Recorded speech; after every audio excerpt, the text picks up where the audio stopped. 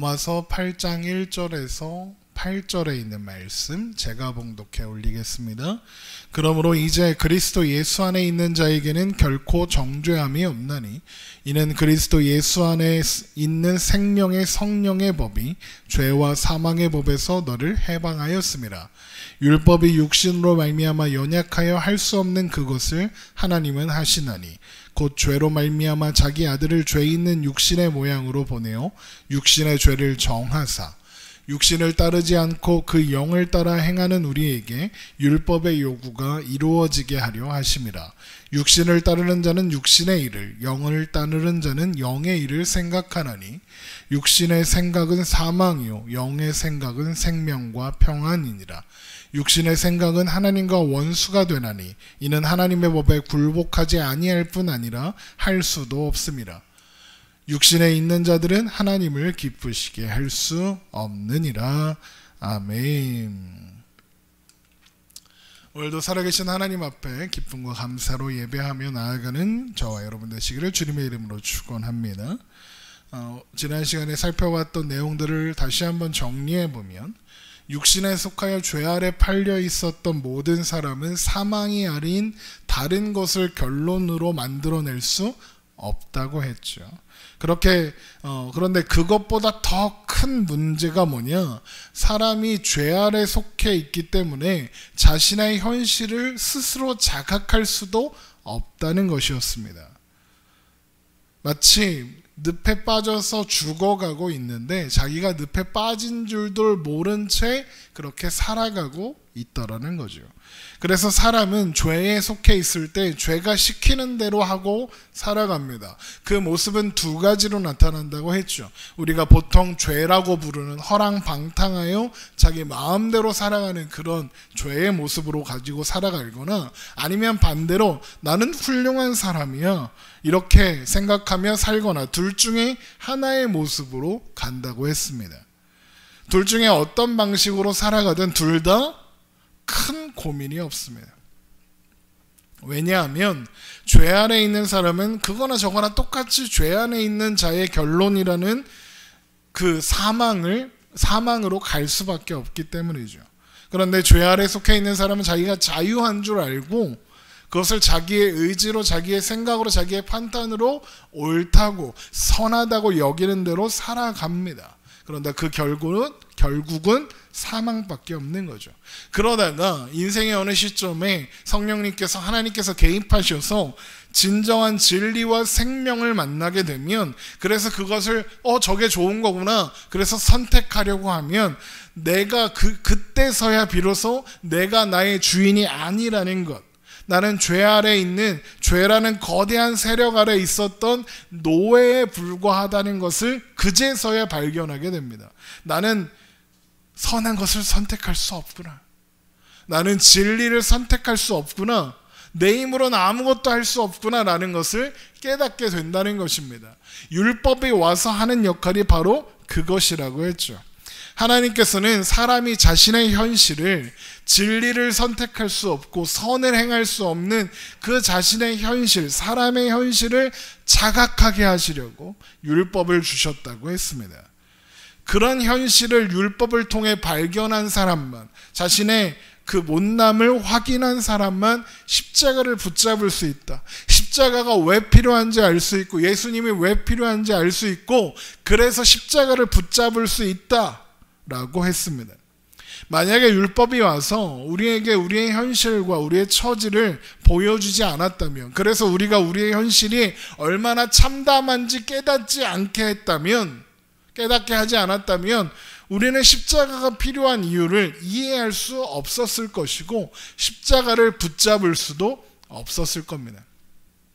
오늘날 많은 신자들이 있지만 이것을 통과하지 않고 그래서 오라 나는 공고한 사람이로다 이 사망의 몸에서 누가 나를 건져내리라는 고백을 통과하지 않고 교회에 다닌다는 이유로 스스로 신자라고 생각하는 사람들은 십자가가 왜 필요한지 이해 못하고 있는 겁니다.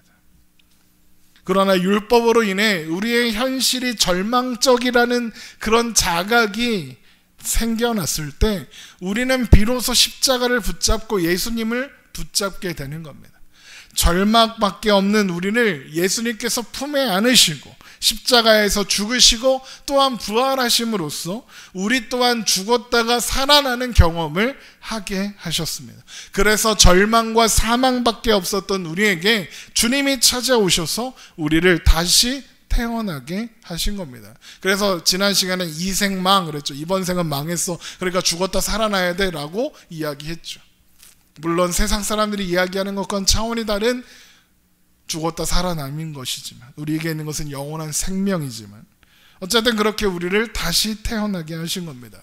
그래서 이생망이었던 우리의 인생이 하나님께서 주시는 소망으로 하나님 나라의 영원한 생명으로 채워지게 된 것이죠. 그렇게 우리는 예수님으로부터 예수님과 연합하여 영원한 생명과 영원한 하나님 나라를 선물로 받게 된 것입니다. 그래서 로마서 7장의 결론이 오라 나는 공고한 사람이로다 이 사망의 몸에서 누가 나를 건져내랴가 아니라 25절인 겁니다. 우리 주 예수 그리스도로 말미암아 하나님께 감사하리로다. 그런즉 내 자신이 마음으로는 하나님의 법을 육신으로는 죄의 법을 섬기노라. 절망밖에 없는 우리의 인생에 주님이 찾아오셔서 우리를 사망의 몸에서 건져내 주셨습니다. 이것이 우리의 결론인 거죠. 그런데 다만 우리가 육체 가운데 살아가고 있는 한 우리는 이미 아직의 상태를 살아야 한다고 했죠. 그래서 그런즉 내 자신이 마음으로는 하나님의 법을 육신으로는 죄의 법을 섬기노라는 고백을 할 수밖에 없다고 했죠. 이미 아직의 상태가 바로 마음으로는 하나님의 법을 육체로는 죄의 법을 섬기는 그런 상태를 살아가는 걸 의미한다고 했습니다. 오늘부터 우리가 살펴보게 될 로마서 8장은 바로 그것에 대해서 설명하고 있습니다. 생각해보면 마음으로는 하나님의 법을 육신으로는 죄의 법을 섬기는 상태에 살아야 하는 우리의 현실은 생각해보면 절망적입니다. 이중적일 수밖에 없죠. 그래서 그런 현실의 괴리감으로 인해서 우리는 회의를 느끼고 우리는 흔들립니다.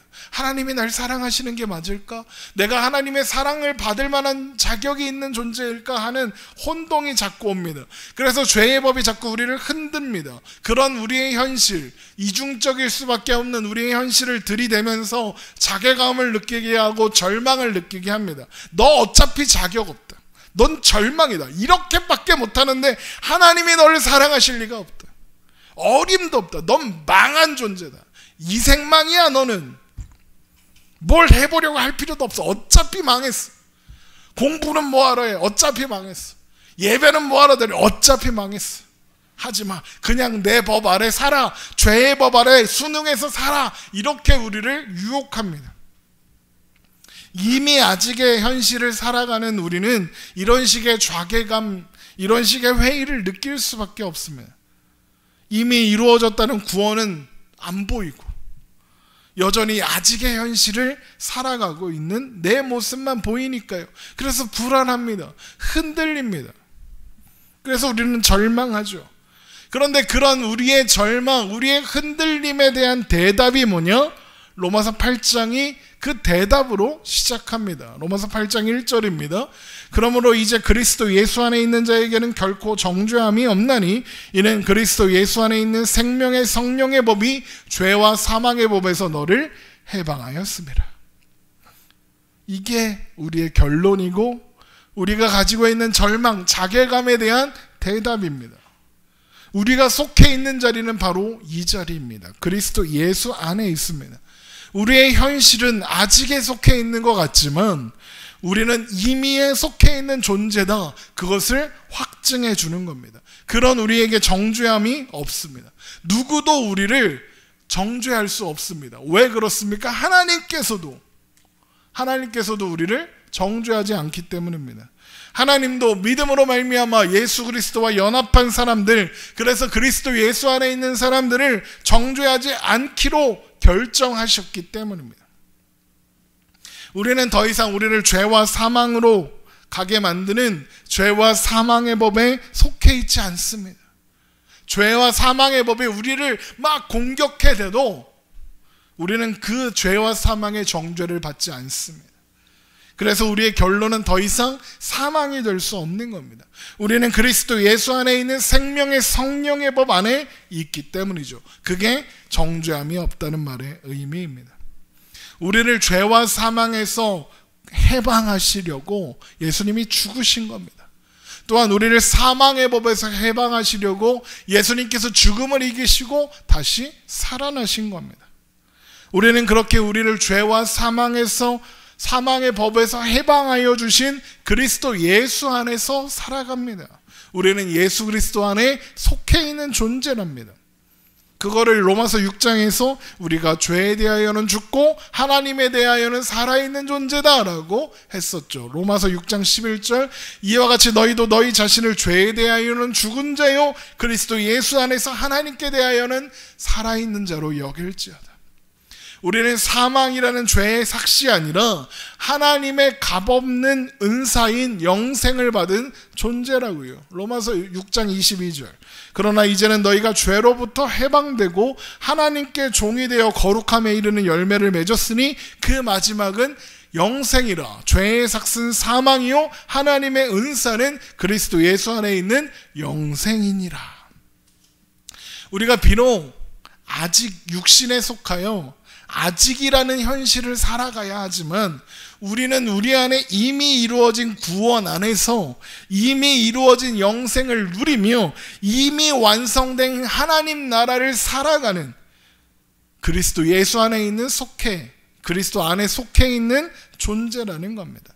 생명의 성령의 법이 우리가 그런 존재라는 것을 확증해주고 생명의 성령의 법이 우리를 그 안에서 보호해 줍니다.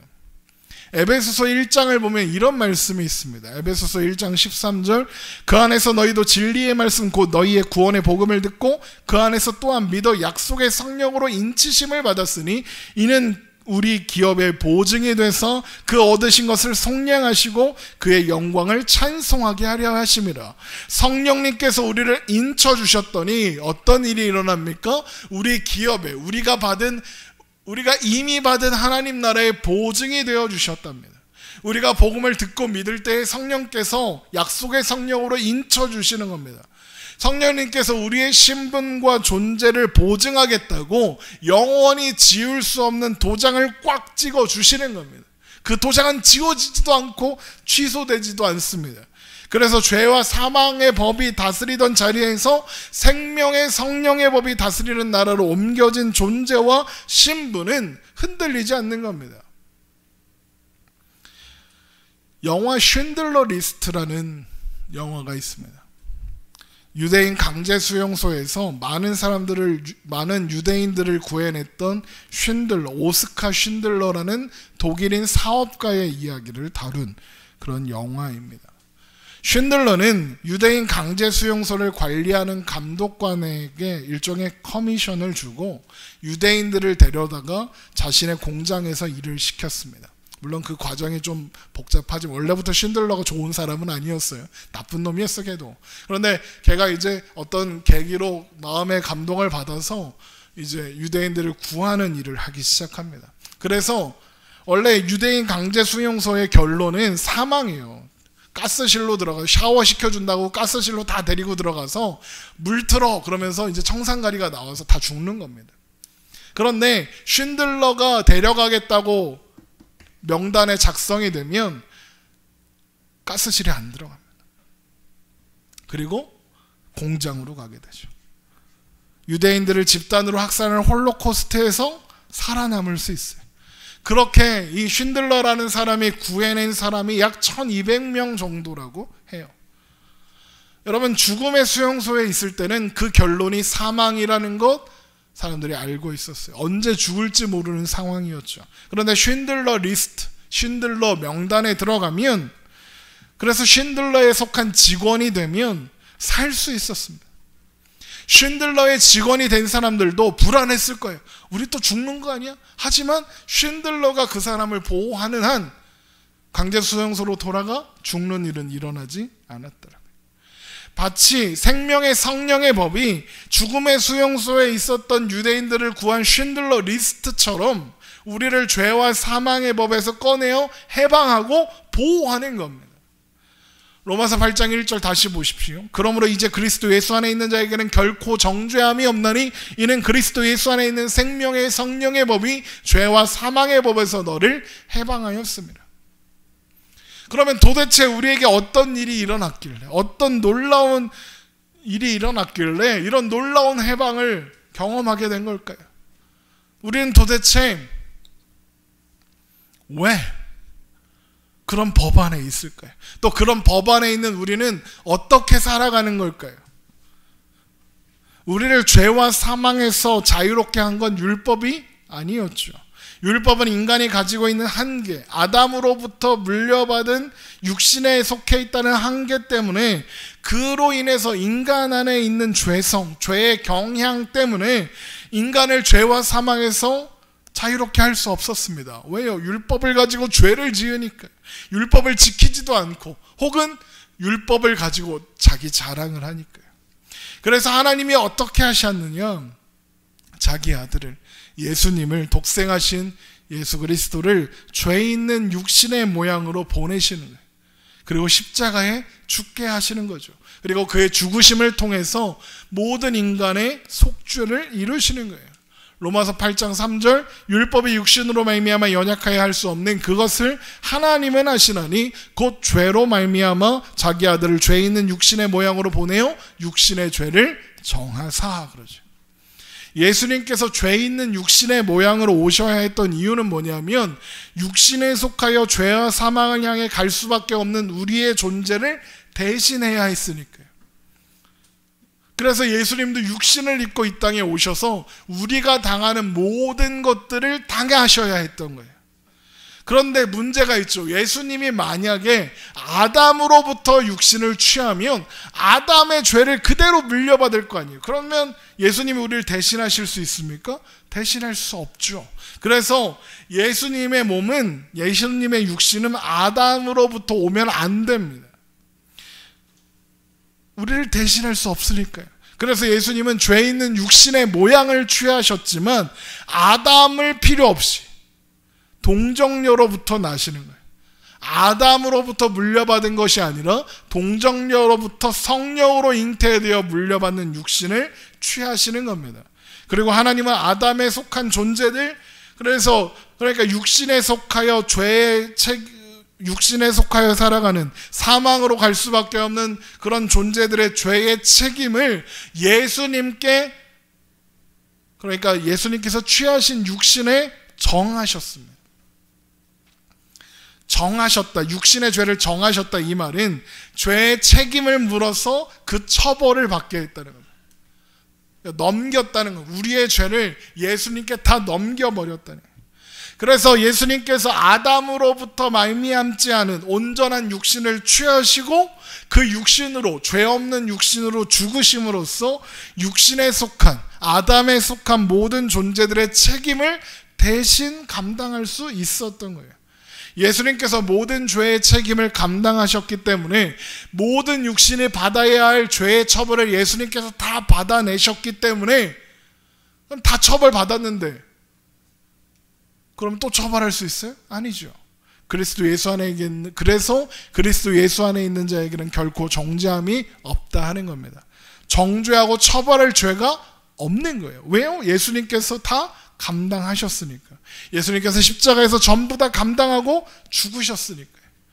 그렇게 예수님의 죽으심으로 인해서 우리는 우리를 얽매고 있던 죄의 속박에서 벗어나고 생명의 성령의 법 안에, 성령 안에, 그리스도 예수 안에 들어오게 되는 거예요. 그런데 하나님께서 예수님을 죄 있는 육신의 모양으로 보내시고 예수님의 육신의 죄를 정하신 것은 육신을 따르지 않고 그 영을 따라 행하는 우리에게 율법의 요구가 이루어지게 하기 위해서라고 해요. 로마서 8장 4절입니다. 육신을 따르지 않고 그 영을 따라 행하는 우리에게 율법의 요구가 이루어지게 하려 하심이라. 하나님께서 우리에게 율법의 요구가 이루어지게 하시기 원했대요. 그러면 하나님이 우리에게 이루어지길 원하신 율법의 요구는 도대체 뭘까요? 뭐 이렇게 막 11조하고 또 뭐 있어? 새벽 예배하고 금식하고 뭐 그런 걸까요? 그런 게 아니라 사랑입니다. 마태복음 22장 37절, 예수께서 이르시되 내 마음을 다하고 목숨을 다하고 뜻을 다하여 주 너의 하나님을 사랑하라 하셨으니 이것이 크고 첫째 되는 계명이요 둘째도 그와 같으니 내 이웃을 내 자신과 같이 사랑하라 하셨으니 이 두 계명은 온 율법과 선지자의 강령이니라. 율법이 우리에게 요구하는 가장 핵심이 뭐라고요? 사랑이에요. 하나님 사랑, 이웃 사랑. 그런데 진정한 율법의 의미를 모르면, 그래서 율법이 사랑을 요구한다는 걸 이해 못하면 인간은 율법을 가지고 자기를 치장하는 데만, 율법을 가지고 남을 판단하고 정죄하는 데만, 그래서 비교 우위를 가져서 내가 우월한 존재야 라고 증명하는 데만 관심이 있게 돼요. 누가복음 18장에 나오는 기도하는 바리새인과 세리의 비유에서 바리새인처럼 저 세리와 같지 않음을 감사합니다, 이따구로만 사용하게 된다고요. 이거 봐라, 내가 얼마나 훌륭하냐, 내가 얼마나 쓸모있는 사람이냐, 나는 대단한 사람이야, 11조도 하고 이런 헌금 저런 헌금 뭐 다 하고, 내가 우리 교회 기둥 4개는 세웠다 막 그러면서, 내가 새벽 예배도 하고 주일 예배도 그런 거 한 번도 안 빼먹었다, 수요 예배 금요 예배 다 받았다, 내가 무슨 훈련 무슨 뭐 제자 훈련 무슨 일기도 내가 쓰고 뭐 무슨 묵상도 내가 하고 내가 다 했다, 이러저러한 걸 내가 이렇게 훌륭하게 잘 해내는 걸 보니 나는 훌륭한 사람이다. 야, 그런데 저 마무개를 봐라, 저 무식한 놈은 아무것도 안 한다. 딸랑 주일 예배 오는데 주일 예배도 가끔 오더라, 11조도 제대로 안 하더라, 감사한 거 안 하더라, 무슨 훈련도 안 받더라, 저 미련한 저 멍청이가 있다, 저건 교회도 안 다닌다, 저런 것들은 다 망해야 된다, 아이고 저것들 봐라, 정부가 모이지 말란다고 안 모인단다, 무슨 예배 같지도 않은 온라인 예배 드린다고 난리를 치더라, 아이고 웃기고 있다, 저것들 다 가짜다. 예배 잘 드리면 바이러스도 이기는 거다, 바이러스도 벌금도 겁내지 않고 죽어도 예배 드리러 가는 거다. 그런 내가 진짜다, 나만 진짜다, 저 아무것도 모르는 저 바보 같은 놈들하고는 나는 차원이 다르다, 뭐 이런 식인 거죠. 제가 그렇다는 게 아니라 그딴 놈들이 이런 말씀은 안 되지만 정말 재수없죠. 바리새인. 그런데 하나님께서 우리에게 율법을 주신 이유가 뭐라고 했습니까? 우리의 못남과 무력함을 알게 하시기 위해서 주셨다고 그랬죠. 그래서 십자가를 붙잡고 예수님을 붙잡게 하기 위해서라고 했죠. 내가 얼마나 무력한 존재임을 진짜 아는 사람이 되라고. 그런 사람이 남을 무시합니까? 못합니다. 여러분, 보통 누가 남을 무시합니까? 지가 잘난 줄 아는 놈들이 무시합니다. 있는 줄 아는 놈들이 무시합니다. 여러분, 그건 돈이 많고 지위가 높아서 하는 게 아닙니다. 돈이 많으나 적으나 지위가 낮으나 높으나 그런 거 없습니다. 그냥 지가 잘난 것 같은 상황이 되면 사람들은 다 그 짓을 합니다. 자기가 조금이라도 우위에 있는 것 같으면 소위 갑질을 해요. 남을 무시하고 갑질해요. 제가 어떤 TV 프로그램을 보는데 갑질에 대한 개그 프로그램이에요. 이런 거예요. 식당 주인이 생수를 배달하러 온 직원한테 갑질을 해요. 그랬더니 생수를 배달하러 왔던 그 기사가 갑자기 점심시간 됐네? 밥 먹자. 그러고 거기 식당에 손님이 돼서 식당 사장한테 갑질을 막 하는 거예요. 그러니까 입장이 바뀔 때마다 서로가 서로에게 갑질을 하는 그런 내용인데, 여러분, 사람은 다 자기가 잘난 줄 알아요. 그래서 잘난 체하고 다른 사람 무시합니다. 그러다 언제 그 행동을 멈출까요? 그럴 수 없는 상대가 있으면 그렇게 못합니다. 돈이 많고 지위가 높은 사람은 자기보다 지위가 낮고 돈이 없는 사람한테는 갑질하지만 자기보다 돈이 더 많아 보이고 자기보다 지위가 더 높아 보이면 아무 말도 못합니다. 그래서 돈 있는 사람은 돈으로 상대하는 거다, 진심으로 상대하는 게 아니다, 이런 말까지 있는 거예요. 여러분, 식당 사장은 배달원에게 갑질하지만 손님한테는 못 그러죠. 손님은요, 식당 사장한테는 갑질해요. 요즘에 그런 거 얼마나 많아요. 마스크 써달라고 그랬다고 막 두들겨 부시고 막 그러잖아요. 그러다 경찰서에 가면 찍소리도 못하죠. 한 번만 용서해 주죠. 이러고 있죠. 여러분, 인터넷에 보면 댓글 달죠. 댓글 막 사람 인신공격하고 무시하고 온갖 욕설을 내뱉는 그런 사람이 고소를 당해서 경찰에 가잖아요. 반성문을 100장이고 써요. 무서워서. 그게 사람의 정체입니다. 율법이 우리에게 와서 그런 우리의 주제를, 우리의 정체를 폭로하는 거예요. 우리가 얼마나 자격 없는 존재인지를 알게 하는 거예요. 그리고 그런 자격 없는 우리를 위해서 예수님께서 죽으셨다는 걸 알게 하는 거예요. 그렇게 도무지 자격 없는 우리를, 할 수 있는 말을 오라 나는 공고한 사람이로다 이 사망의 몸에서 누가 나를 건져내려 밖에 없는 우리를 예수님께서 죽으시고 구원해 주신 거예요. 그걸 알고서 이웃을 보면, 그걸 정말로 믿고 있다면 이웃들을 어떻게 대하겠어요? 그걸 아는 우리가 우리의 교우들을, 우리의 이웃들을 못나다고, 잘못했다고 지적하고 막 할 수 있겠습니까? 여러분, 똥 묻은 개가 자기 얼굴에 똥 묻었는 줄 알면 겨 묻은 개한테 뭐라고 하겠습니까? 못합니다. 여러분, 이웃에 대한 사랑과 용서와 긍휼은 철저하게 자기 주제를 알 때 가능한 겁니다. 율법은 우리의 못남과 무력함과 자격 없음을 폭로해서 우리를 그리스도께로 인도한다고 했죠. 그리고는 그렇게 못나고 무력 없고 자격 없는 자를 위해 예수님이 죽으셨다는 것, 그렇게 못나고 자격 없고 무력한 내가 값없이 은혜로 구원을 받을 수 있었다는 걸 알게 하죠. 그걸 아는 사람이 그래. 어떻게 이웃을 미워하고 무시할 수 있겠어요? 어떻게 사랑하지 않을 수 있겠어요? 그럴 수는 없는 거예요. 그래서 하나님이 우리에게 사랑해라 그러는 거예요. 사랑해야 하니까, 사랑해서 뭔가 자격을 갖추고 조건을 갖추어서가 아니라 사랑할 수밖에 없는 존재라서 그러는 거예요. 하나님의 사랑을 아는 사람은 이웃 사랑으로 갈 수밖에 없으니까. 그래서 율법의 완성이 사랑이다라고 하는 거예요. 사랑을 해야 자격이 있고 그래서가 아니라 할 수밖에 없으니까. 로마서 13장 8절, 피차 사랑의 빛 외에는 아무에게도 아무 빚도 지지 말라. 남을 사랑하는 자는 율법을 다 이루었느니라. 간음하지 말라, 살인하지 말라, 도둑질하지 말라, 탐내지 말라 한 것과 그의 다른 계명이 있을지라도 내 이웃을 내 자신과 같이 사랑하라 하신 그 말씀 가운데 다 들었느니라. 사랑은 이웃에게 악을 행하지 아니하나니 그러므로 사랑은 율법의 완성이니라.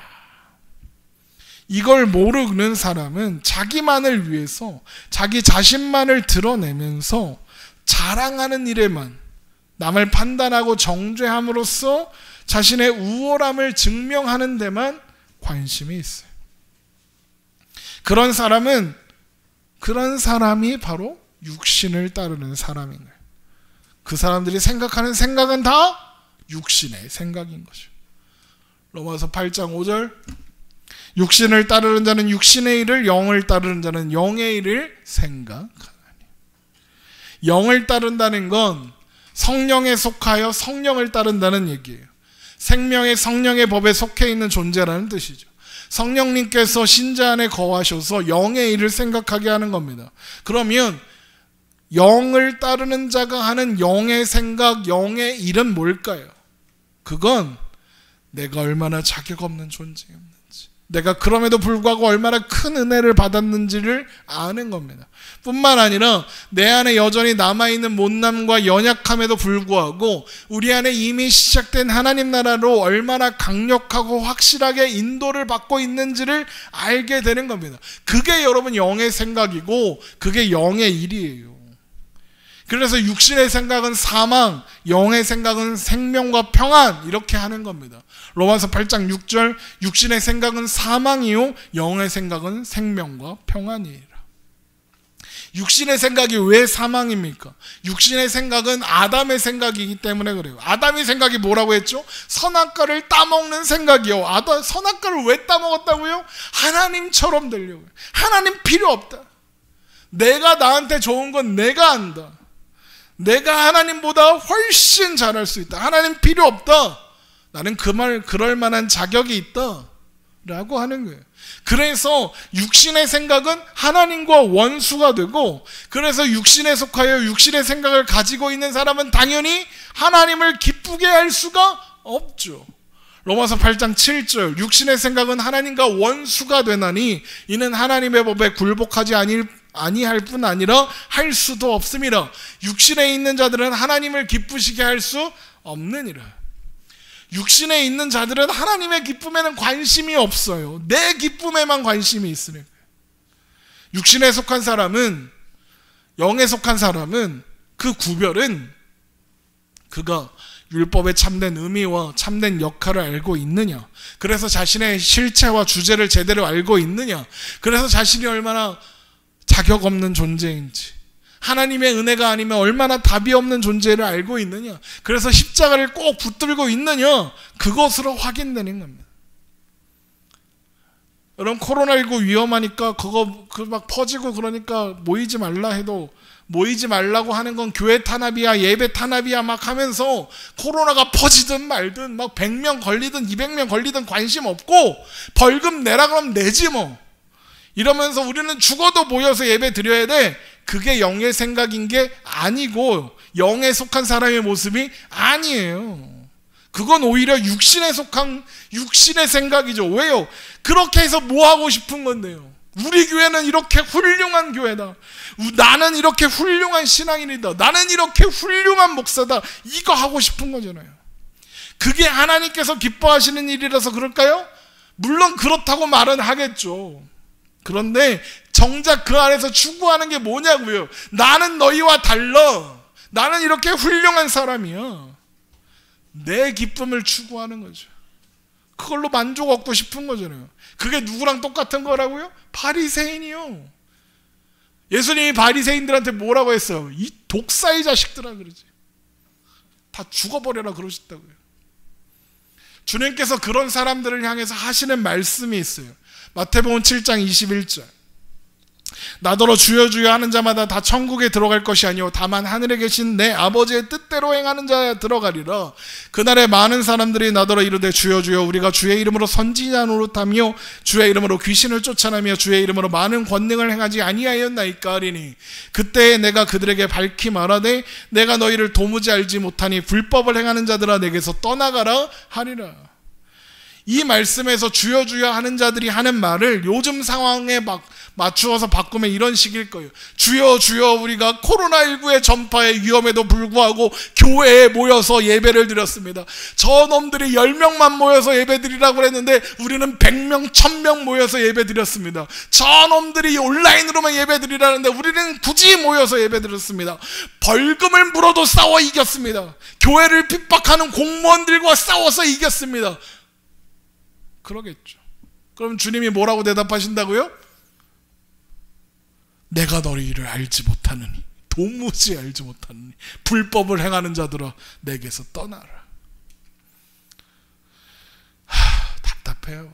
여러분, 그래서 이 말씀이 어떻게 이어지냐면 이렇게 이어져요. 그러므로 누구든지 나의 이 말을 듣고 행하는 자는 그 집을 반석 위에 지은 지혜로운 사람 같으리니 비가 내리고 창수가 나고 바람이 불어 그 집에 부딪히되 무너지지 아니하나니 이는 주추를 반석 위에 놓은 까닭이요 나의 이 말을 듣고 행하지 아니하는 자는 그 집을 모래 위에 지은 어리석은 사람 같으리니 비가 내리고 창수가 나고 바람이 불어 그 집에 부딪힘에 무너져 그 무너짐이 심하리라. 이 말씀을 잘 보셔야 돼요.